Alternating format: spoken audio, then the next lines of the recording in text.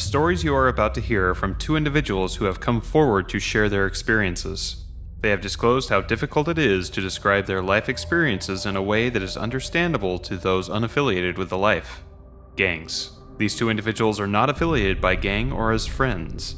To keep each of them safe, they do not know of each other's participation in these interviews. Please take note of the similarity of their stories. Gang life here in Sunnyside, the truth is pretty cool. If you're wrapped up into all the drug dealing, carrying a gun, like everyone thinks it's cool to pack a gun to commit crimes. So the truth, it's pretty cool. You're around different women, you're around different things than you would normally do if you were at school, so. Well, I don't know why all girls are attracted to the gang life. But I know I was attracted to the gang life because the gang, they were all guys, and then, so they were like my brothers. So when I needed something, they were the ones protecting me. When I needed something, they were the ones getting it for me. And when I had problems, they were the ones taking care of it for me. So I mean, that protection that they had and that feeling that they were my family kind of took over. So, you know, I felt more comfortable with them than my actual family. These girls, they were really young. They from the ages between 13 and 19. The youngest I ever saw was 12, but it's in between 13 and 19, so they're very young. When I got started with the gangs, I was like 10 or 11. The most girls that are attracted are the ones that don't have a father like me. I don't have a dad, so those are the rare ones that always come through. So it's those ones, it's the ones that grew up with both parents, the ones that parents don't pay attention to them, they let them do whatever they want. Any girl is a target. So don't think, oh, that drug addict, it's gonna be her. Guess what? It could be your A+ student over there. You never know. Any and every type of girl is a target for this stuff. All they have to do is have a little bit of problems at home and know somebody that's doing that type of stuff. And hey, you're hooked for good. So it could be anybody. Well, sometimes if you're lucky where it runs in your family, so let's say if your family's in a gang, well, you want to continue that cycle. I don't know why I got started, because my older brother, well, my brother was like hanging out with gangs and stuff, so I would see them a lot, and then, I don't know, little by little, I started hanging out with them. I started talking to them, and then they became my friends, so I got involved.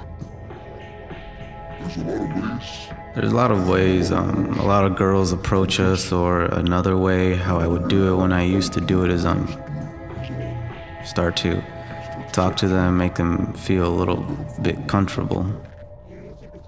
You usually become a part of it because you know somebody who's in that gang, and then they usually start taking you with that gang, or you meet one of them, like you meet one of them somewhere, like meet at school, then you meet somebody from that certain gang, so you start clicking up with that person. Then they start taking you with the gang they're associated with. Then you start associating yourself with them. You slowly get into what they're doing. Well, kickback, you got all kinds of variety. You got gangbangers, you got bisas, you got young girls, you got gang member girls, you got prep people that don't even use drugs, that they're just for the alcohol. There's all sorts of kinds of people. The role of the truth, they would be sold for drugs or weapons or money, so technically they're not all gang members, but they're just used for the dirty work of the gangs. If you're at a party and that's what's going on, the whole gang is what's running it. The other people that are not gang related and you're there, you don't run it. The gang runs it. Cause why? Cause they're gonna have their guns, they're gonna have their money, and they're gonna have the drugs, so they run it. You're just there because they need you there, but they're the ones running it, and if a girl's working for a gang at that moment and you're doing something in the room with somebody, one of your clients or something, there'll usually be 2 gang members in there with you, but they're not watching. They're usually at the door just to make sure they're not too rough on you.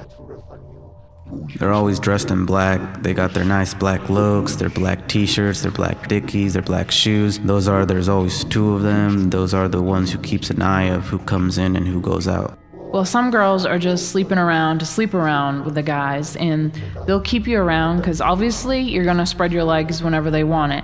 So they'll keep you around, but some girls will get pimped out by the gang and they'll have you working for them. So when they needed the money, so it's like one or the other. You're one girl that just likes to sleep around with people, and you're just making money to make the money, and they're fine with that because you know what you like, sleeping around, so you know what they can make money off you. And there's other girls that they have them working for, and they don't exactly like to be sleeping around, but they do it because they work for them, so you kind of have to do it. In a way, when they say no, it's either will I bribe them, I tell them, come on man, we're at a party, I need money, I'm all, or sometimes I'll throw a little lie, I don't have any gas in my car, I can't take you back home, so yeah, I always find my ways to get them to do it. And to those girls, they'll pay them here and there because you know what? They're doing it. And if they get caught, it's not like it was forced on you. You wanted to. So you wanted to sleep with him. And in a way, as long as you're older than 16, it's consensual. They can't do nothing to you. No law can tell you you can't sleep with them. According to the Polaris Project, trafficking of minors for the purpose of commercial sex acts is a form of modern-day slavery. Child sex trafficking occurs when a person under the age of 18 is induced to engage in commercial sex. Unlike other forms of trafficking, there is no need to show that a minor has been forced, coerced, or defrauded into engaging in commercial sex. If a minor has been induced to perform commercial sex in any way, that minor is a victim of human trafficking. Sling, it's when you basically trade, in other words, when you trade women. Usually the girls would be from the age of 13 to 21. Most of them are from 14, 15 to 18. My plan would be, number one, I wouldn't tell them at all. Number two, set up a deal with whoever wants to buy her. Number three, I can get what I want, and if I want to, I probably give her $5-10 out of the deal, but if not, I just go with the whole profit, so.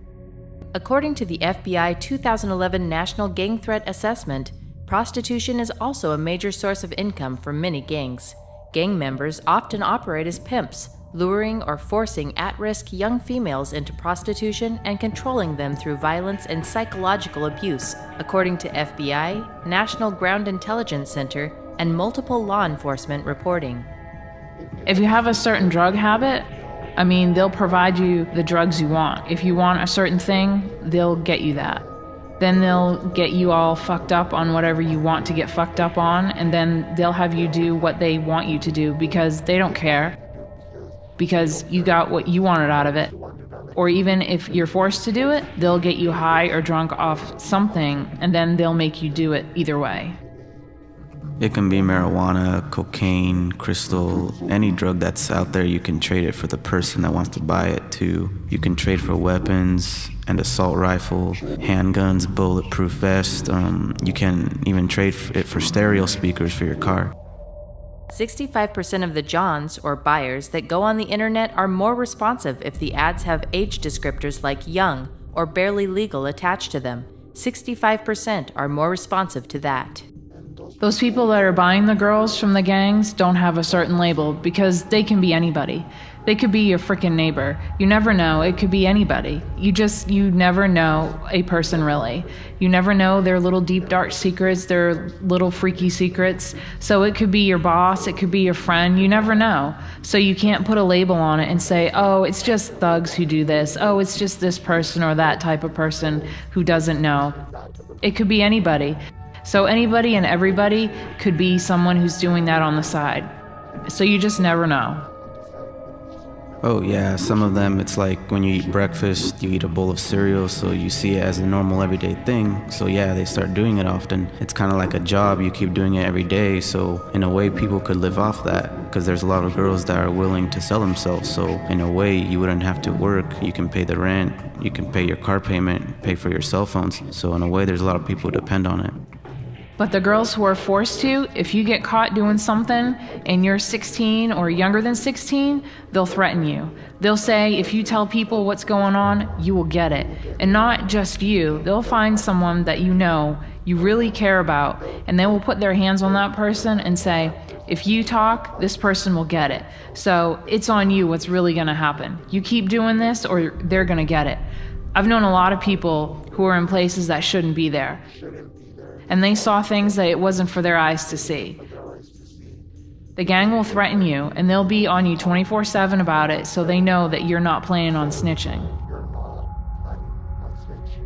A trafficker's process of recruitment and control are sophisticated. There is a calculated method to preying on youth. The trafficker's goal is to exploit and create vulnerabilities and remove the credibility the minor holds in the eyes of their families, the public, and law enforcement. The trafficker's ultimate goal is money or gain. I've seen girls who just work for the gangs, I'll call it, and what I see it do to them, it destroys them. Little by little by little, they become like they're feeling worthless, like a piece of shit. They feel life is nothing anymore.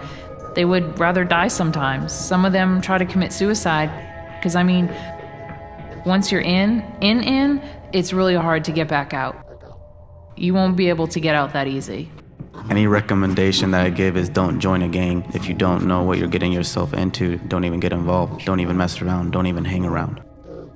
The lowest I ever got in my life was seeing my little sister doing what I was doing. What was happening to me was no longer just happening to me. To see my little sister go into rooms with guys and do what I was doing, and that was my lowest, because she would tell me when she was drunk that she didn't want to do that no more. But she couldn't just leave me in that lifestyle, because then I would be alone. So we stayed in it together. And that was my lowest point, because I never wanted to hear my little sister say, I stayed because I don't want to see you alone. In a way, if you got little brothers that really love their mom, I wouldn't let them join. They're gonna carry a gun. I mean, yeah, it's cool to carry a gun, but once you pull that trigger, you're gonna do life in prison. So I wouldn't want to do a stupid thing like that. It was one day that me and my other sister had gone out, and we were gone for a few days. And we came back, and then my other little sister came up to both of us. She sat with me, and then she cried to me, telling me that she was scared that I wasn't gonna come home anymore. That she was looking out the window thinking, when is she gonna come home? And I wasn't coming home. And that's when I knew I had to stop. Not just for me, but I couldn't keep doing that. Because what I thought at first, was what I do is just hurting me. But obviously, it wasn't just getting to me. So that's when I had to do it. That's when I started seeking help from people. I left that life. I stopped doing what I was doing. I was slinging girls left and right. I was able to buy stuff for my car, for myself, to look good. Well, right now, I'm expecting a baby. 2, I'm gonna graduate from high school next year pretty soon, hopefully. 3, looking for a job. And 4, I'm trying to move on with my life. Because if my baby's a girl, I wouldn't want some guy to be doing the same thing that I was doing to other females here. So, in a way, that's kind of why I left the life. Because I don't want my daughter to be going through the same thing. I'm doing this video so people can open their eyes to what's really going on in this community. Because everybody likes to say, oh no, that doesn't happen here. But guess what? It does happen here. It happened to me, and I've lived here my whole life. So I mean, don't be blind to something, and don't think that it's not happening. Because it could happen here, and it is happening here. You just probably never realized it, and if you did, you just probably never wanted to see it for what it really is. Hi there, my name is Cameron Garcia. I'm the lead pastor at Oasis Community Church here in Sunnyside. I just want to take a moment and thank you for watching the video that you've just finished watching. I know that the subject material is not pleasant, and I know that if you're like me at all, there's probably a number of emotions that you're experiencing right now, and I just want you to know I resonate with that, and I understand. This is a horrific problem. It's one that we don't want to have happening in our community, and we certainly don't want to believe that it is happening in our community. I understand that. The stories that you've just listened to confirm for us that this is happening in our community. And it's not just in Sunnyside, it's throughout all of Yakima County. And it's not just Yakima County, it's happening anywhere. This is a part of gang culture. So here's what we need from you. One is, we need your help to raise awareness for the sex trafficking that goes on as a part of gang culture in our local gangs. What that means is, if you can show this video to anyone who would be willing to watch it, whether it be through your church, through your place of employment, your family, friends, you name it, if they live here in the Lower Valley or they live in Yakima County, we need them to see this video so that we can begin to have conversations as a community about this topic and what we're going to do about it. The second thing I ask from you today is I want to tell you about a task force that's going to be formed very soon. And on that task force will be different agencies, law enforcement, there'll be service providers, community members, community liaisons, people that from all elements of our community that we can pool together to hopefully be able to talk about this issue openly on the table and be able to come up with solutions based on all of our resources, all of our people, all of our agencies. This problem is beyond the scope of any one particular agency, and so the only way that we can actually stop this from happening in our community is if our entire community comes together and works towards a common solution. So I thank you again for watching this, and I just to reiterate, if you could help us raise awareness, and if you could help point the people that need to be on the task force towards Sunnyside's promise so we can make that happen. Thank you. Hi, my name is Mark Basinger. I'm the Executive Director for Sunnyside's Promise. I would like to first thank the people that have been involved in this project. They've been very brave in telling their stories. For more information about this, please check out sunnysidespromise.org for more footage on this, and you'll find out more ways that you could be a part of this solution. Thank you very much.